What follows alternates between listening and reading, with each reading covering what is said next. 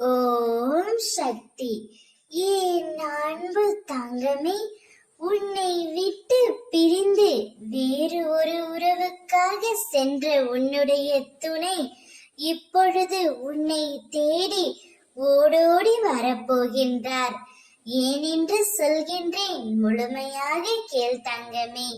ஏனென்றால் உன்னுடைய துணைக்கு வேறு ஒரு பெண்ணை திருமணம் முடிக்க அவர் நினைக்கவில்லை. உனது அன்பில் அவர் உருகி போய் உள்ளார். அதனால்தான் அந்த செய்தி கேட்டவுடன் உன்னை தேடி ஓடோடி வரப்போகின்றார்.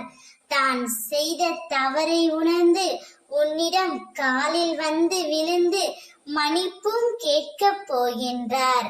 அவருக்கு இன்னொரு உறவின் மீது எந்த ஒரு நாட்டமும் அன்பும் இல்லை தங்கமே. உன் மீது மட்டும்தான் அவர் உயிராக இருக்கின்றார். ஏதோ சில காரணத்தினால் அவர் உன்னை விட்டு பிரிந்து சென்று விட்டார். அவரின் உறவினர்களாலும் சதியின் விதியின் சதியாலும் அவர் உன்னை விட்டு பிரிந்து சென்றதை நினைத்து நீ தினமும் அழுது கொண்டு இருந்தாய் அல்லவா? அதற்கான பலனை, காத்திருப்புக்கான முழு பலனை இப்பொழுது உனக்கு கிடைக்கப் போகின்றது. உன்னுடைய துணை உன்னை தேடி ஓடோடி வரப்போகின்றார்.